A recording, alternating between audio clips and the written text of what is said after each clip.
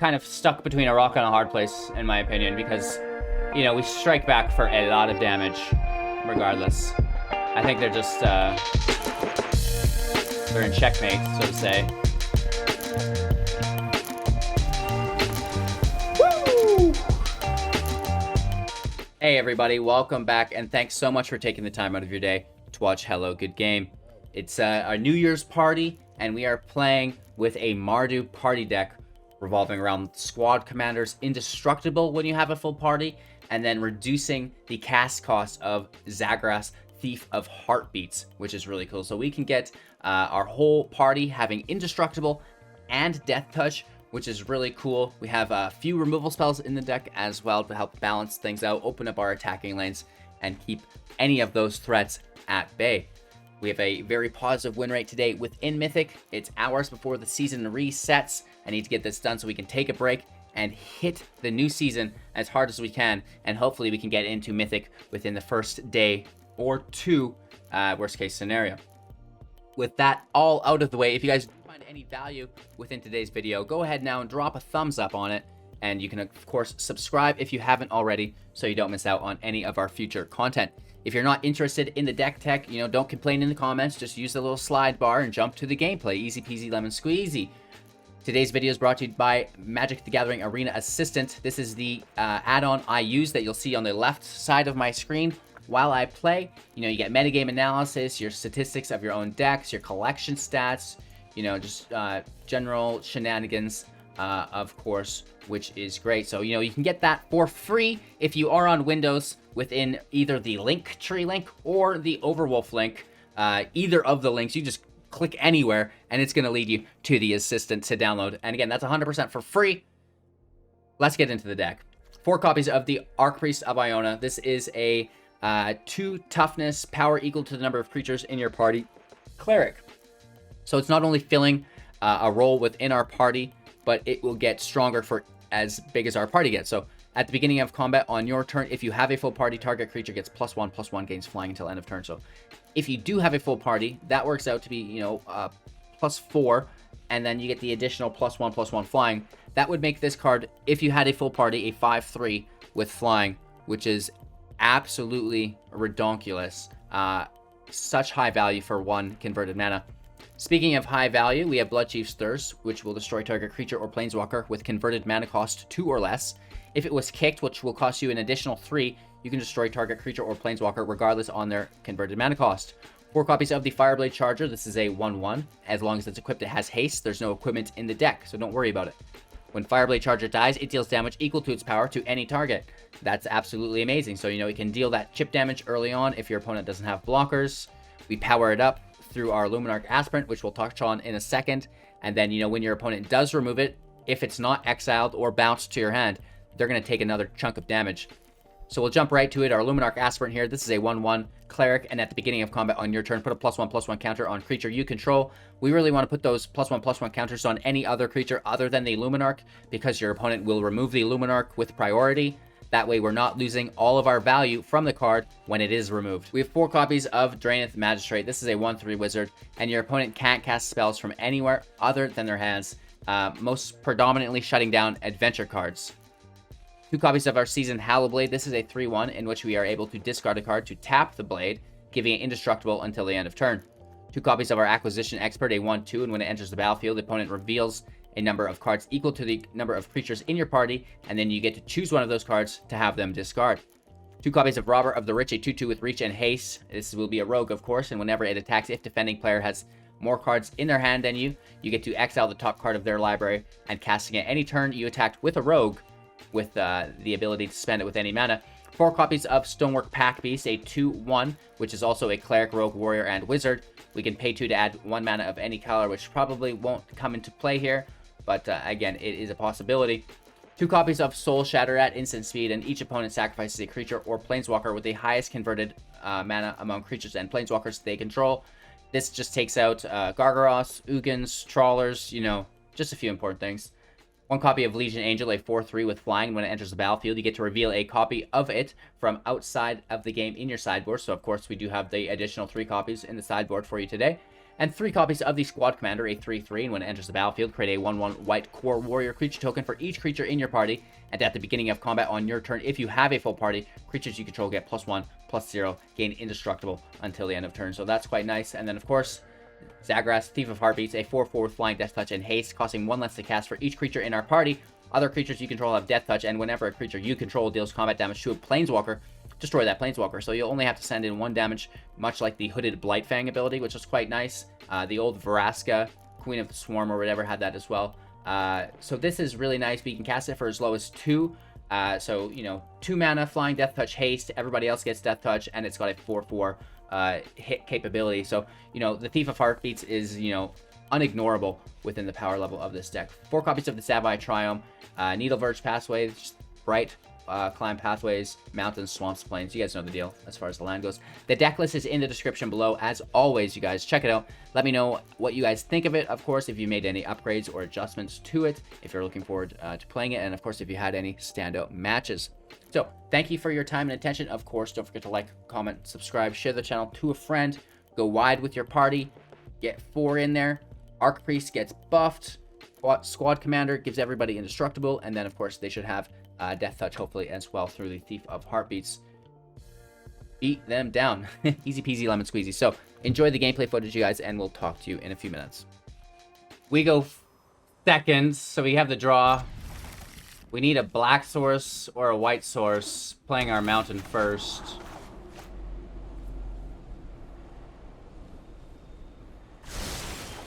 Oof.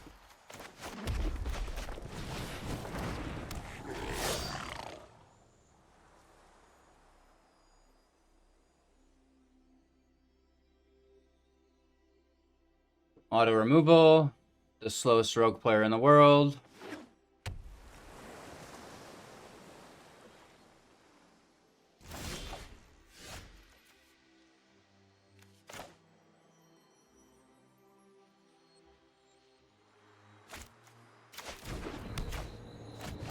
Let's see what's in that pretty little hand.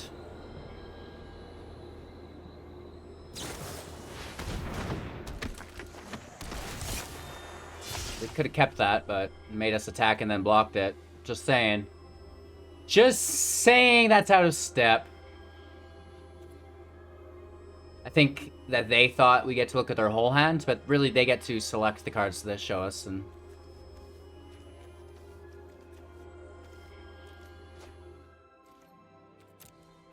now we know not to attack.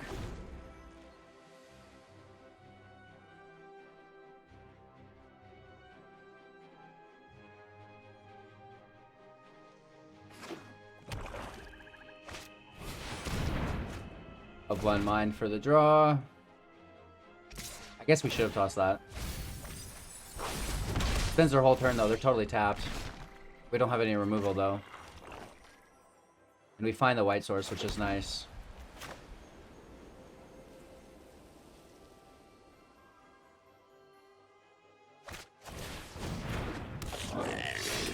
Kind of just want in their hand again. We'll do that next turn, though.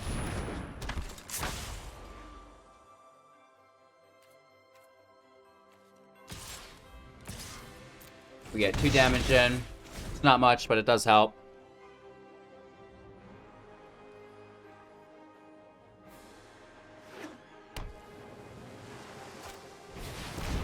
Tutelage in play. Wow, they're really going for it. So we do mill 2 here.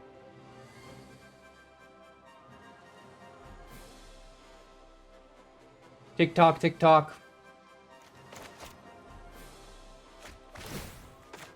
If they're tapped, we go Zagras and just push in as hard as we can, which they are. They're playing all this on sorcery speed, so you see this rogue player is kind of maybe new to the rogue game, and they don't know that they should be playing the flash spells on the other turn. We do get to look at their whole hand here. Let's hold on to the Thief till next turn.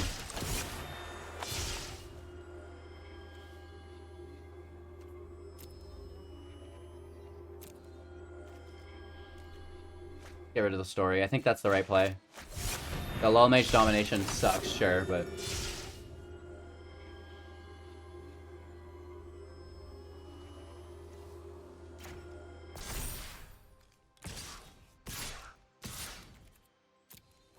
Three attacks. 3 damage goes through at least, and we get the kill on the Enforcer.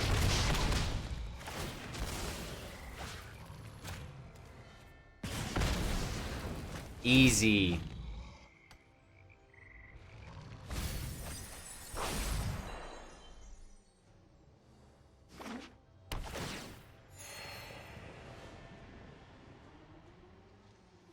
I feel like my hat's always on a little slanted. I hate that.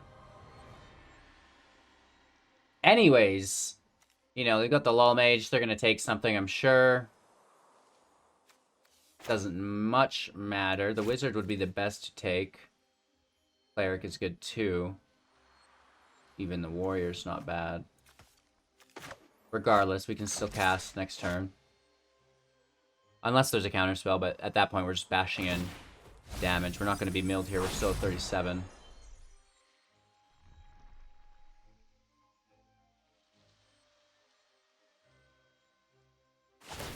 Uh-oh. They take a Legion Angel? Or a Merriment? No Merriment engraved, so it's going to be that Angel. They take a Robber for some reason. And they are tapped, but...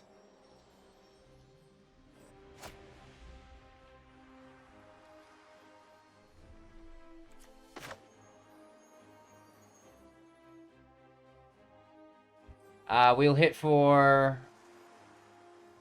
a bunch. But they're gonna take it, is the thing. It's like 5, 9 damage confirmed. Leaves them at 7. We're not doing all of it right now. This will be an extra buff. Right, we can get more flyers that way. Screw it, let's just go for it. I know the Lull Mage domination is gonna suck, but this allows us to just go right for it. Let's get this in the air. Let's get something else in the air. And everything else has that touch. Right? So they should be blocking the Acquisition Expert with the Robber.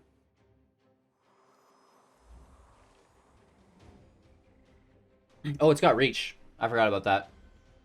Robber's good play here. Archpriest survives. Still kills it.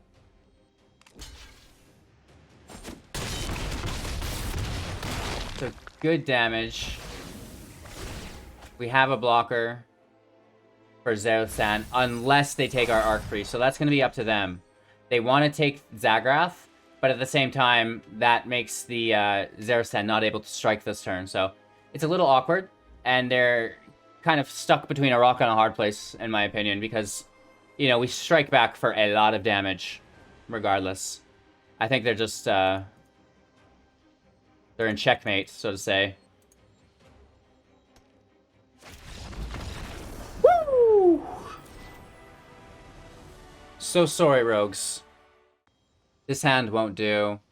I mean, we could play the Expert, but what about these 2 priests? This looks better, and we throw the Charger, just because we can't play it.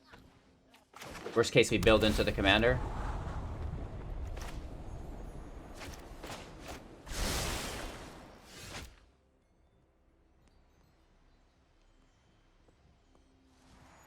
We have no 2-drop, so this can get out there. I guess we should have tossed a land and tried to draw that red source.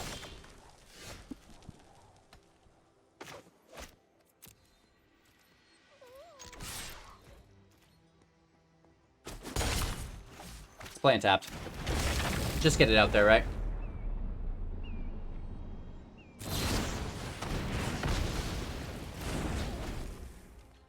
Getting stepped on. We get our Magistrate out a little slow. They're on the play though, so it's, you know, good luck to us at a certain point.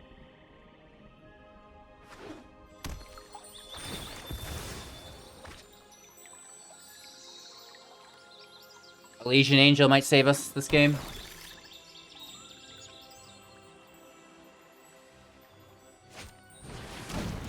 Discarding a land here. Hopefully there's no removal still. The Null Priest, interesting.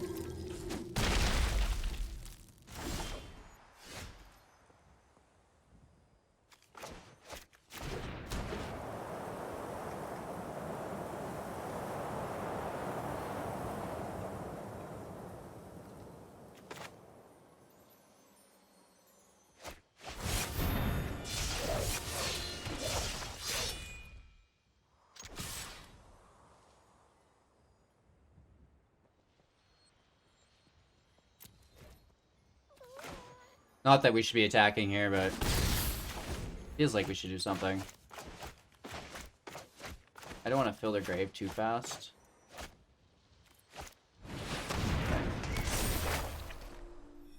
I think that's just a good game.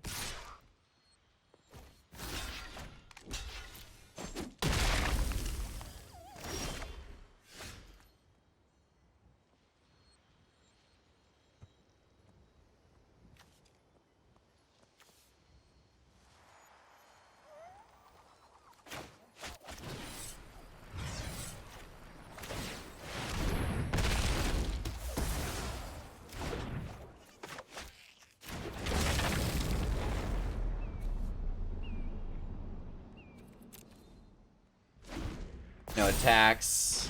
Big ouchies here. They have too much juice. It's just not gonna work.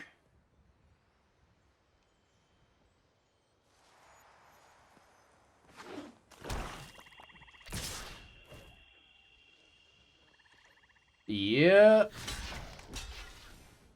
Battery double block this. It's probably best.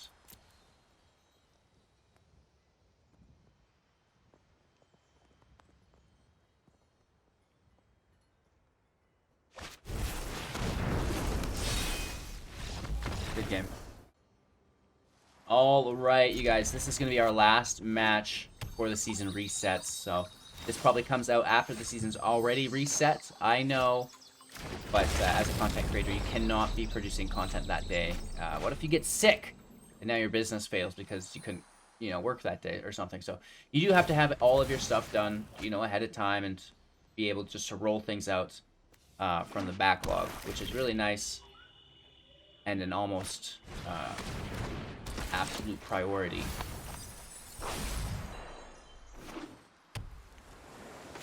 Right, you don't want to fall behind, you don't want to get burnt out. Where do we go here against the rogues?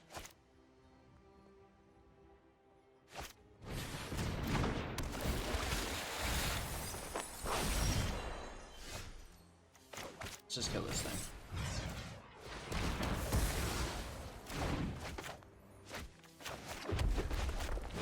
Charger in play, and then hopefully we can get these Luminarchs in play on the Charger and just buff it up. The reach from Robber could be nice as well. We're getting crabbed out here. They always do it. They always do, right? That's okay.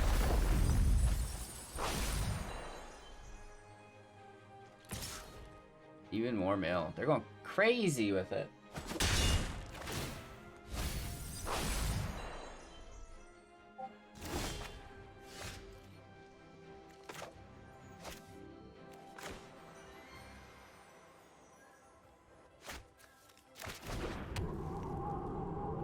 I like the thought of the thief, but we also want to push the robber up a bunch. I don't know where that sound is coming from. I think maybe my laptop. LOL.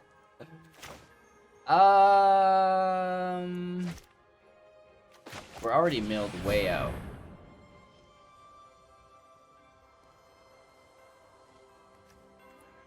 One black source isn't going to kill us at instant speed. They're looking at our grave. They have a Zarazan next turn, and we did go in with the robber. So they're like, well, what am I going to get from my Zarazan? So that's on us. Should have played robber, I guess. We'll say an oops, because we already read the play and know what's happening. You know, it's kind of a tell-all when someone starts looking through your graveyard. It's like, well, I wonder why they care about that. Zarazan's peeking out. Huh? Let me just take a little peek-sees here. Wow, there was no land for it, is the thing, maybe. Do we get another chance? Interesting.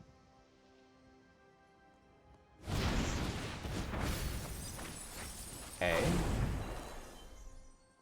Still 2 mana up. Down to 34, so we're getting there. Killing the Luminarch. And now they're tapped.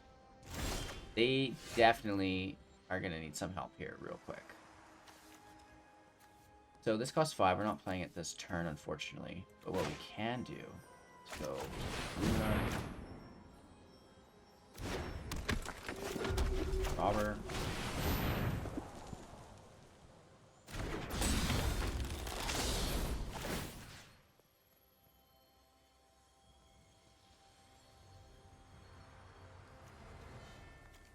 Charger goes up. It's hard not to put it on the robber because of the reach, but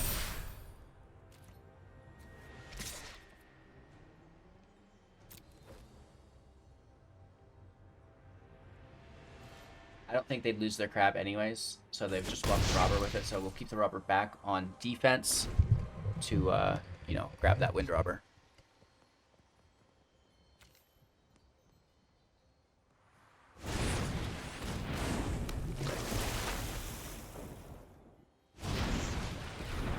Another Secret Keeper, that's okay, right? That's all of their blue mana. I think they forget about this unless they're just looking for the draw.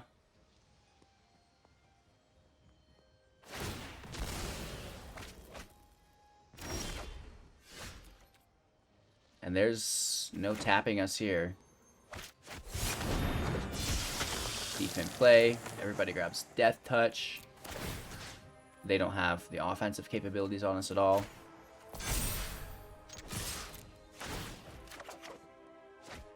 A Heartless Act off the top, which we can use because we've not played a land yet.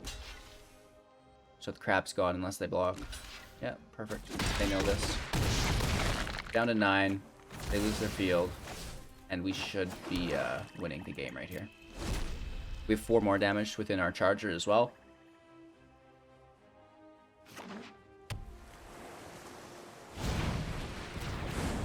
Secret Keeper does nothing against Death Touch. Wind Robber can't attack.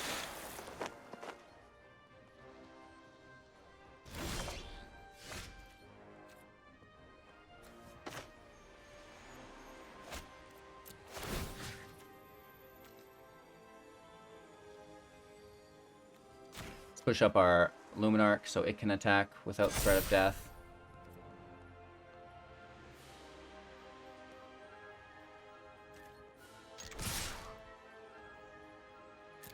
Get after him. Heartless Act. We grab immediately.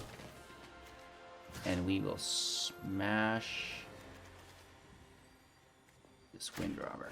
Because it blocks the flying damage, which is more so than the ground damage. Pass this. We're going to block the Charger. We still hit for 8.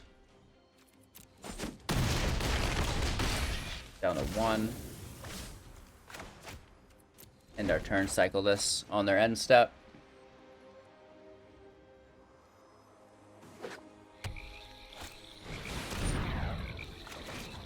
Stay into the story, we cycle. Hello, good game.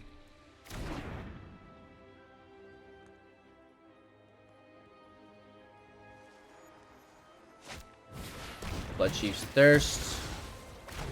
For lethal. Absolutely amazing. Really good times. All right, you guys, we're taking a break now, getting ready for the new season. I'm sure it's already started once you see this video, so I'm looking forward to fine-tuning the Mardu version of this deck.